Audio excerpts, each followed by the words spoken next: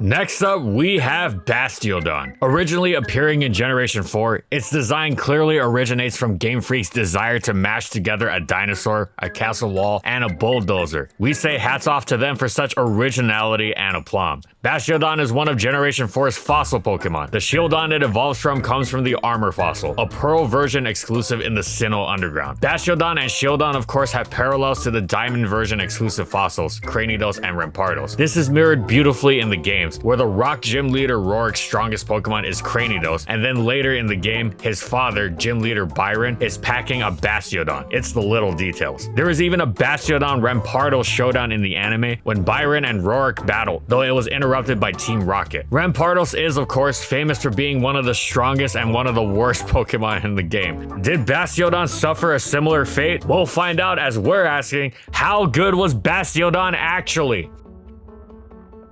And in this video, we'll be going over these competitive formats. If Rampardos' appearance was true to its nature as a head basher, then the same applied to Bastiodon and its nature as a wall. At first glance, Bastiodon seems to have a lot going for it. It possessed the famously defensively apt steel typing, which was backed up by an eye-popping 168 base defense. This leaves Deoxys' defense in the dust. Its special defense was incredible as well, clocking in at base 138, which is higher than Blissey. Its HP wasn't quite so impressive at only base 60, but hey, Deoxys' defense made it work with base 50, so that shouldn't have been a problem. Bastiodon's offenses were non-existent, but that was fine thanks to an excellent support move pool that included, above all, Stealth Rock, as well as Roar and even Taunt. It also was one of the few Pokemon to learn Metal Burst, which meant it could turn its opponent's offenses against it. So surely Bastiodon was a great wall, right? Right? Wrong. Unfortunately, Bastiodon's coveted steel typing was dragged down by its pairing with rock typing. Now, rock is not a bad defensive typing at all, quite the contrary. However, it does not pair well with steel at all. It crippled Bastiodon with quadruple weaknesses to fighting and ground, and if it had been a pure steel type or a pure rock type, it would have been able to use its bulk to withstand most such hits with relative ease. But since it had both, and since fighting moves and earthquakes were so common, then Bastiodon was constantly on the verge of being KO'd, which is more or less unforgivable for a wall, a slow, weak wall at that. Plus, Bastiodon's lack of recovery and low HP meant that it could potentially be overwhelmed by high-power neutral moves too. It didn't have the endless survivability of a Blissey, which didn't need to resist hits to be able to shrug them off. Of course, Bastiodon wasn't completely without defensive merit. With its quadruple resist and huge bulk, it completely and utterly stuffed anything that relied on normal or flying type offense. The problem was that a lot of these Pokemon would come equipped with coverage against Bastiodon, and since it was quadruply effective, something that would bounce off Regirock like a Tauros Earthquake was instead something that mortally terrified Bastiodon. This restricted the common Pokemon that Bastiodon could answer safely to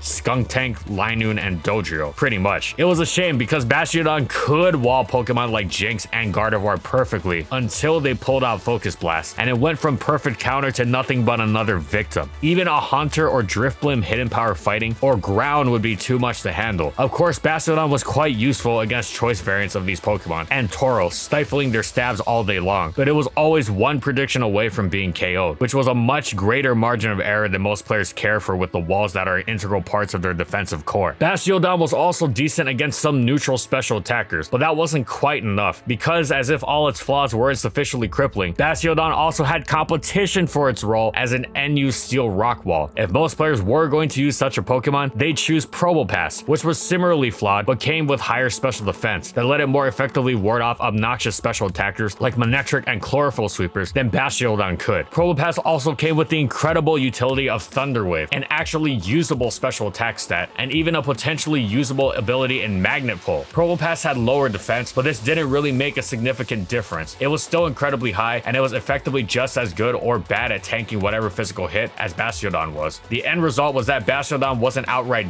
bad, it was limited, yes, but it could have use. But whatever you want to use Bastiodon for, you probably have better results using Probopass. Metal Burst wasn't really that good, since the attacks that potentially did damage worth Metal Bursting were also usually the ones that threatened to KO Bastiodon. Plus, even if it was a water type move that only hit Bastiodon for regular super effective damage, Metal Burst only returned 1.5 times damage as opposed to the double damage of Counter and Mirror Coat. So the upsides were, most of the time, not worth it. The only thing Bastiodon could genuinely boast over Probopass was Roar, and this wasn't insignificant, as the power of phasing should never be dismissed. But this wasn't nearly enough to cement itself over Probopass in what was already a niche role thanks to the pair's crippling defensive typing. So overall, Bastiodon had a sadly forgettable debut generation.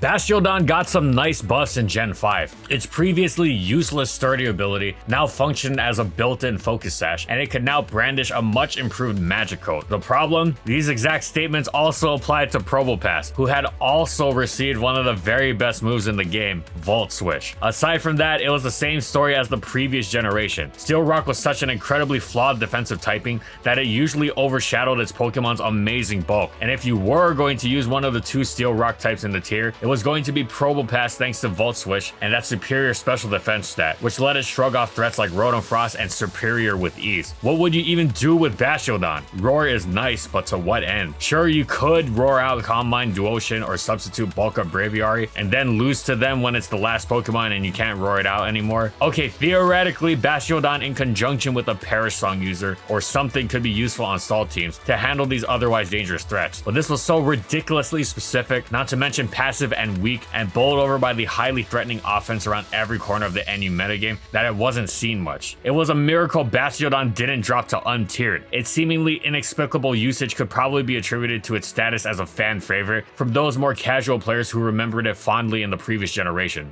Or something, who knows. Either way, Bastiodon was once again, well, not unusable, but certainly outclassed and definitely not used in serious play.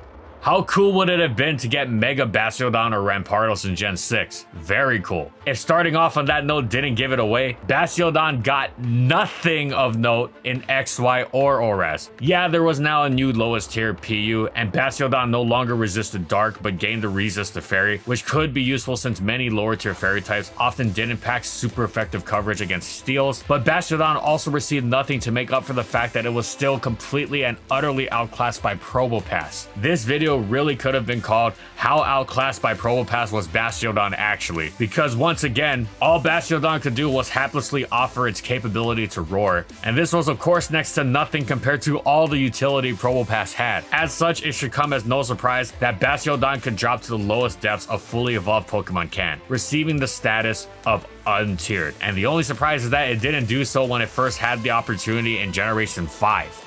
It would have been nice if, at some point, Probopass had been buffed enough to be lifted out of the same tier as Bastiodon, at least.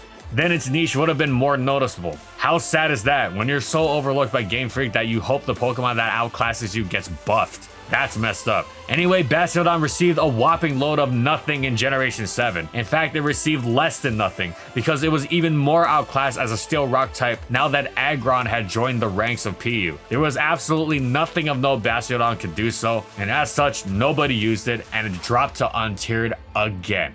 And that's it. So how bad was Bastiodon actually? Well, sadly for such a cool design, Bastiodon has not been treated well competitive wise. Its huge bulk is marred, almost made worthless by virtue of receiving one of the worst defensive typings in the game. And if that hasn't been bad enough, it also shared a tier with Probopass for every generation of its existence, meaning it's both not good and outclassed. What a horrible combination. Bastiodon deserves better, justice for the Gen 4 fossils, and chalk up another example for the Rampardos theorem, except it has absurdly high defense and it's still so astronomically bad. Thanks for watching, everyone, and as always, if you liked the video and you want to see more, be sure to subscribe to False Swipe Gaming for more weekly Pokemon content, and in the comments, I want to know, what do you think about competitive Bastiodon? How would you buff it? If you ask me, I would just take away one of its dual typings. Whatever it is, let me know in the comments. Also, thank you so much to our patrons for continued support of our videos, and thank you to everyone else watching as well.